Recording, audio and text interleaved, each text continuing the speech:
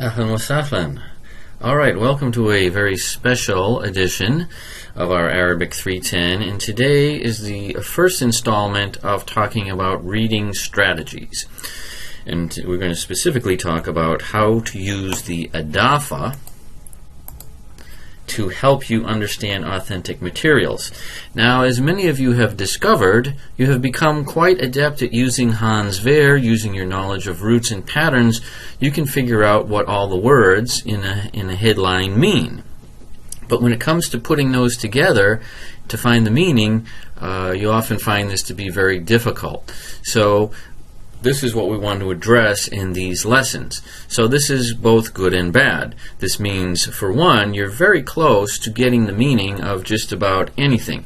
Remember, if you know how to use Hans Ver, this means you can technically read anything written in Arabic. You can go to aljazeera.com and read every single article that they have. It just may take you some time. So that's the good news. The bad news, though, is it's sort of like being 90% of the way there. You've got all the tools. They're almost put together. It's sort of like a pilot who learns how to do all the skills of flying a plane except for that pesky little thing of landing. Well, it's great, except you're going to explode and die. So we want to finish the deal here. So in these lessons, you're going to learn how to use what you know.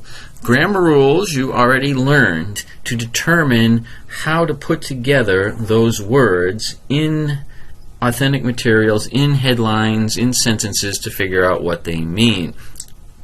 And so I would pay attention, because based on our test results and the exercises with authentic materials, I think most of us really need this. Okay? So first we're going to review the Idaafa rules that we have gone over in the past. Now remember, in the past we told you Idaafa is so important, you need to know how to do this, and you probably looked at it and said, well, you know, who really cares? Babel, bait, baitel, bab, who really cares? Well, now that you're trying to actually read authentic news headlines, you're going to see how critical these are. So we're going to review the Idaafa rules and then show you some examples of how to use these in order to decipher actual news headlines. Okay, and that's the key part. So let's look at, there's only really 3 rules we're going to look at. The first one you should be able to say by heart. I hope many of you have this as a tattoo. Okay, remember, rule number 1 in the Idaafa, only the last term can be definite. Now, in the news, you've already seen Idaafas with 4 or 5 nouns in a row are very, very common. So you have to know where they start and where they end. But let's review this for a second. Here we have some groups of words. Some of these are Idaafas, some are not. So take a moment and tell us which are Idaafas. And trust me, if you can't get this exactly right, you need to go back and review this and really think about it, because nothing else we discuss is going to make any sense. Alright, so hopefully you know the 2 green ones are the Idaafas, right? Jama'a Baghdad, the University of Baghdad. Only the last term can be definite. Now, it's important to note that definite does not necessarily mean it has al on it. This could be a name, it could be a place, could be a person. Those are definite, particularly when you're dealing with news. More often than not, that's what it's going to be. So, here's an example. Jama'a Baghdad. Jama'a is indefinite. Baghdad is definite, even though there's no al on it. It means Baghdad. The University of Baghdad. Think about it. This doesn't make any sense if this word is not connected to that one. Siyarat al-Ustadh. Siyara, car, the teacher. Now in English, we translate this as the car of the teacher or the teacher's car. But notice in Arabic, Siyara here is indefinite. It's in meaning it's definite because it is connected to al-Ustadh. But it is not marked as definite. These 2 here cannot be. Al-Qahira, Medina? No. Why? Because they're in the wrong order. Medinat al-Qahira, the city of Cairo, is fine. This, hopefully, extra points for you if you know what this says. Al-Qahira Medina says Cairo is a city. And again, when you start getting very complex headlines, this is going to be important. Rais Trump. Notice, Rais Trump. If we took Al off, this would be the president of Trump. Now, he may very well have his own country at some point, but right now that's not what it is. So you have to understand, these two are idafas. If this is not absolutely clear, go back and do this again until you understand it, because it's going to be critical for going on. Now you say, well, who cares? Well, in the past, you have probably looked at this as, oh, I have to remember not to put an al on the front because it will be wrong. No, now you have to look at it from the sense of this tells you which words go together and which words don't. So when you see something like this, indefinite followed by definite, or in the news you'll probably see like 3-4 indefinites in a row followed by what's probably a country name or a person's name, they all go together into one compound. And that's an important thing to take away. So, are you ready for an example? Well, you get one anyway. Okay, here we have, asif. Alright, here you have, this is an actual news story. Looks pretty lovely there. Alright, taken right out of the news. Now this looks fairly complicated. I guarantee you at this point in this course you know everything you need to know to translate this. In fact, there's probably only one word you need to look up in this sentence. But anyway, let's focus on the headline. Okay, that's it. And we want to zoom right in, particularly on the first three words. Okay. Now we have this. Oh, by the way, I told you there were 3 rules, and of course I lied. There's actually a 4th rule. It's not an Idaafa rule, but you may have remembered this obscure rule from way back in 100 that we said an indefinite noun can never start an Arabic sentence. Right? That's a rule. Okay, you can't, in English we can say a book is on the table. Bil Arabi you cannot say kitab ala tawila. That is not a sentence. Okay, now you may say, what a silly rule. Why is it? This is the reason. So when you see an indefinite noun at the beginning, you know there cannot be an indefinite noun at the beginning. That means it's part of an Idaafa, because technically this is not indefinite. It belongs to this. And that's, again, another clue. So we have several clues that tell us that what we're looking at here is an Idaafa. So, first word. Alright, hopefully you recognize this pattern by now. I know everybody got this on the test. This is clearly, it is a measure 1 active participle. The root is qada or qaf, waw, dal. You look it up. I think most of you know this word anyway, but if you look it up, there's only one definition. This is a leader or someone out in front or something like that. Okay, great. We look up the next word, arkan. You may not know this word, but if you look it up, arkan, pretty easy to find. Arkan means all these different things. This is one of the many meanings. Staff, and actually if you look at Hanswehr,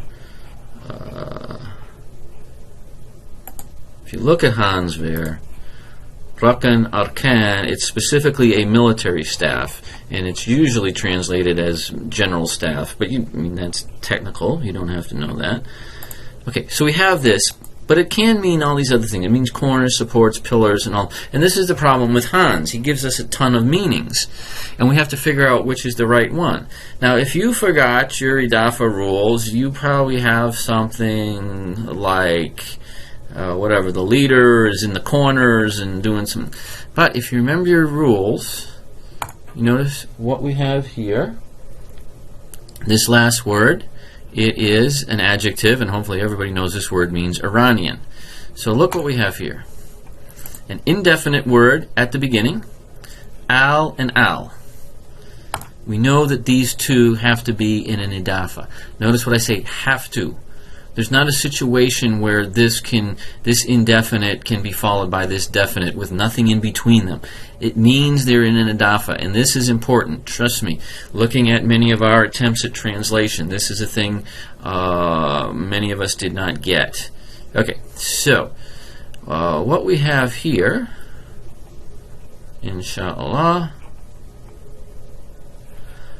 Qa'id al-Arkan. Remember? Leader of the staff, the Iranian, leader of the Iranian staff. So he came up with something like leader of the Iranian military staff, general staff, something like that. That's correct. And it makes sense. When you look at this story, it makes sense. The leader, literally we would say this is the chief of the Iranian general staff. But if you said leader of Iranian staff, you're good. Yarfud, he refuses what? Hopefully everyone recognizes this. Measure 10. Masdar istislam. We had this on our homework one time. Istislam means to surrender. He refuses to surrender in what? Sawarikh is missile. Okay? But that's not where we're going today. The point is realizing how to read that. Okay, now here's one. This actually came from one of our homeworks, and oddly enough, this confused a lot of folks, though it shouldn't. So let's look at these words. And this was something that came from an article saying the Saudis were optimistic about itlaq, mubadarat, ma Faransa, blah, blah, blah. Now, oddly enough, this confused a lot of folks, so let's take a moment to look at it. If you looked up the word itlaq, hopefully you can tell that is a measure 4 masdar from talaka. Yeah, it means all these things. Release, launch, shoot, free, let go. It's anything you basically are releasing. Okay? The word mubadara, if you looked it up, really the only definition for it means initiative is a mubadara. This is obviously plural. Mubadarat, initiatives, projects, and so forth. And I think we all know what that last word means. But what do we notice? Right? Indefinite, indefinite, definite. That means this has to be in the pattern of the blank of the blank of the blank. The itlaq of the mubadarat of as-salam. When you do it like this and realize it has to go in this order. Now in English, right, you can put the words in any order. The city of New York, New York City. Right? Cornell University, the University of California. We can put the words in any order. In Arabic, no, it is always the blank of the blank. And so now we know it has to be in this order. The releasing, launching, shooting, freeing of initiatives of peace. When you look at that, the only one that really makes sense is to do what? To shoot initiatives? I mean, you have to use a little common sense. What are they going to do? They're going to launch. You're talking about the Saudis being optimistic about doing something with France. Well, what are you going to be? It's going to be obviously this. Saudis are looking forward to the launch of peace initiatives. Okay? And then you could make this more idiomatic later on. But understand, it's because of the word order that tells us what this has to mean. Many of us translated this as initiatives to free, and then you didn't know what to free what, so you guessed it was prisoners, and that's what happens if you don't remember the word order and the Idaafa rules. Okay? See how important these rules are? Okay. So that's rule number 1. So remember, bottom line is it's always in this form. Now you may massage that once you get your idiomatic translation, but that's what it is. Okay, rule number 2, we've kind of already hit on this. The last term possesses the first, and in fact it's an order, right? If you have a 3-term Idaafa, term number 3 possesses term number 2, which possesses term number 1, and so forth. So it is always, always in the form of the blank of blank. Let's take some examples. Okay, these are all Idaafas. Now take a moment, you can pause here and make sure you absolutely understand what every one of these means. Okay. Jama'at Baghdad, the University of Baghdad. Babel Bait, the door of the house. You have to be very clear about this. Now it sounds stupid when you're talking about words like Babel Bait, right, which is pretty simple. But when you start getting up into these very complex political terms, it means a lot. Right?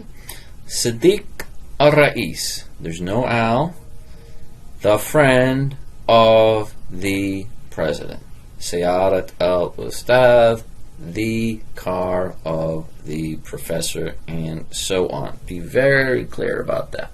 Okay, so let's look at a real example. Okay.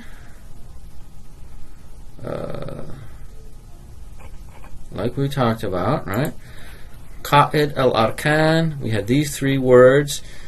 Now, if you may have translated, Iran chooses a new staff leader, Iran leads the staff. No, it's the leader of the staff, the Iranian staff. Right? Boom, boom. Okay, great. So I think point number 2 we kind of gotten. Okay, now let's look at rule number 3. Now this may have been the most obscure rule, you may have forgotten it, but it becomes now very important when we're reading authentic materials. And rule number 3 is, remember that the noon on plural nouns drops out when it's in an Idaafa. Now you may have said, yeah, I remember hearing that, I forgot all about it. Well, now is when you're going to need it. Why? Let's take a look at an example. Muwaddafun and Hakuma. We know Muwaddaf is an employee, Muwaddafun is employees, Hakuma is the government. So we want to say employees of the government. Okay, so we want to add this to this. Now you might say Muwaddafun al-Hakuma. Well, as you know, that is wrong. It should be Muwaddafu al-Hakuma. Why? The noon drops out. Well, you may say, wow, that's kind of silly. One of the reasons this is done is to make it very clear that this belongs to this. This is in an Idaafa with this. So you know, when you see this, you know this is in an Idaafa. Okay? Now, you say, okay, that's fairly simple. Right? Well, remember, there's also 2 different cases for this, right? Muwaddafun and muwaddafin. Right? Muwaddafin can be in 2 situations: after an object, if it's an object, or if it's an object of a preposition, if it follows a preposition. Okay, even if you don't remember that, remember there are the 2 forms. So, for example, if I wanted to say with government employees, I work with government employees. Ana amal ma muwaddafun al-Hakuma. Well, the correct way to say that, this changes to muwaddafin, and the noon drops out. Ma muwaddafi al-Hakuma. Now, we're not so concerned right now with you being able to write these correctly as being able to recognize this when you see this. Now, notice, if your grammar was weak, you would look at this, with muwaddaf, E. Oh, E means my. With my employee. With my employee, the government, and then whatever came next. With my employee, the government said, and you get a big jumble. Whereas, if you remember the Idaafa rules, this is clearly with the employees of the government. That's the only thing it can mean. Okay, and so you have to get used to that. This is what it takes to break the code and read actual real materials. Alright, so you're saying, let's see an example. Okay, let's do it. Alright, here is a very real newspaper headline. We're going to zoom in here on the headline itself. Okay, it starts, as many do, with Al-Hind, colon. Colon means said, right? Al-Hind, we know, is India. Al-Hind says, India says blank. What do they say? Well, look at this next thing. This should jump out to you as an Idaafa. Why? Muhajjamu. There's really no situation where there should be an u at the end of this word. So this is a human plural, and it's in an Idaafa with whatever follows. Now, hopefully you can figure out a lot more. Muhajjamu, you can see the root is hajjama. You can tell it is measure 3, right, because of the pattern. Muhajjim. Muhajjimu is, obviously, it's muhajjamun, and the noon has been cut off. So we know it's an active participle. But even if you didn't know that, let's say you had to look it up. Alright, you look up this, you probably get distracted. Ooh, cast amorous glances and make sheep's eyes.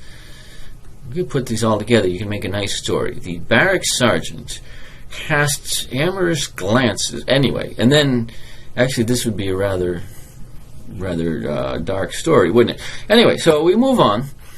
Hajama, this is clearly measure 3. By now you know that. This is important. This is why you don't want to look at these. Measure 3 is to attack. All right, to attack, launch an attack, raid. Okay, so that all makes sense. So muhajamu obviously is attackers. Okay, we gave you the rest of this. The attackers of blank. Attackers of Mumbai, which of course is a city in India, and as you remember, there was a major terrorist attack there a few years ago. But you say, well, how do I know that? Well, this is obviously a foreign word. Look at it. It's got way too many long vowels. It's got more vowels than consonants. That's not an Arabic word. Mumbai. Look at this. Where do we ever have this pattern? We don't. So the attackers of Mumbai. Okay? So we're almost there. Attackers of Mumbai. We even have quotes to what India says they are. And they are... What? They were Pakistanis. And this is what this ad is saying. Notice how, interestingly, we have two of these, right? Pakistaniyun muhajimu. This is from muhajimun. We cut this off, right? So they're both plural, human plurals. And notice, in this case, we've cut it off. Okay? Great. Now I know what you're saying. Oh, well, let's see one more example. Are you ready for one more example? Oh, sure. Okay, here's another fabulous news story. This is a great one. Right here, you should be able to look up and translate this whole thing. There's only one word in this entire sentence that you all do not know. But we want to focus on the Idaafa at the beginning. How do I know there's an Idaafa at the beginning? Well, look at this first word. What do we know about it? It's an indefinite noun. Right? There's no al on it. Kharuj. Do indefinite nouns belong at the beginning of a sentence? No, not unless they're part of an Idaafa, which this clearly is. Right? Indefinite noun, followed by another indefinite noun, but the ending, notice, muqatali is obviously a plural noun, muqatalin, and it's in an Idaafa because the noon has been cut off. Plus we know we have indefinite noun, definite noun. This thing has to be an Idaafa anyway, but that explains why the E has been cut off. Notice here again, if your grammar rules are weak, if your Idaafa rules are weak, then you might translate this as my, right? My fighter. But you can see it can't be indefinite, definite. This whole thing is an Idaafa. This, if it were my, would be definite anyway, so it doesn't work. This whole thing is an Idaafa. So that means these first three words are of the pattern, the blank, of the blanks, of the blank. Has to be. When you know that, then the word order will flow easily. Okay, I think most of us know. Kharuj. Kharaja is to exit, to leave, to go out. This is a noun, this is a masdar. Kharuj means the exit, the leaving, the withdrawal, the going out. Muqatali, you may have to look this one up. Hopefully you recognize it. The root, qatala. We've had muqatal on several homeworks. It means fighter, warrior, so forth. But this is a plural. The exit of the fighters of the what? Mu'arada. Now, this is another good one to know. Arada means to oppose, and it's used a lot in the news. So anything mu'arid means opposition. That's a good word to know, but again, you might have had to look it up. The exit of the fighters of the opposition. Now, this doesn't sound like natural English, but it tells you what the meaning is. All right, the opposition fighters leaving. Boom. This is a three-term Idaafa. We can go even further. What's the next word? A'ilatahim, a'ila, family, a'ilat, families, home, there. The exit of the fighters of the opposition and their families. Right? So the opposition fighters and their families are leaving. Now notice, they're leaving min, from, you leave from something. Notice what follows next. An indefinite noun and a definite. Now, I will grant you they are written kind of close together, so the space is almost not noticeable. Indefinite noun followed by definite. This is what? It's an Idaafa. It's got to be. Okay, now, you should remember the word hay, We had that word in 102, I believe. Hai. Right? Hai mean we translated it as neighborhood. Let's leave it as that, right? It means a neighborhood, part of a city. But again, this is an Idaafa. From the neighborhood of blank. Al-Wa'ir.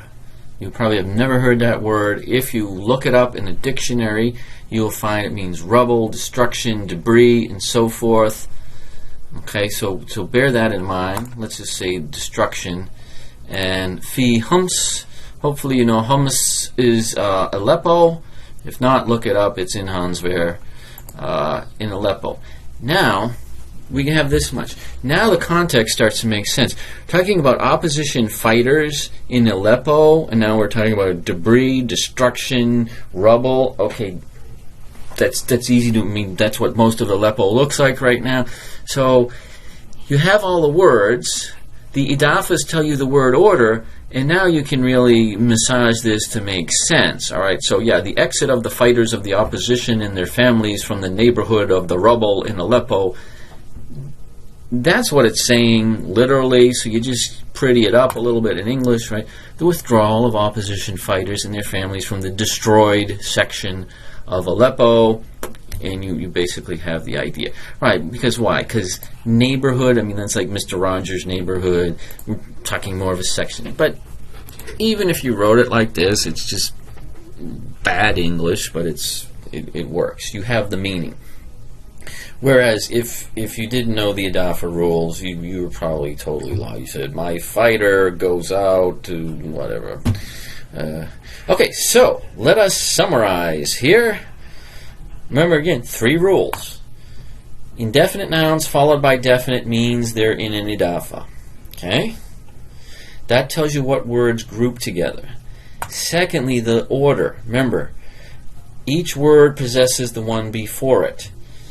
So in a 5-term Idaafa, 5 possesses 4, possesses 3, and so on.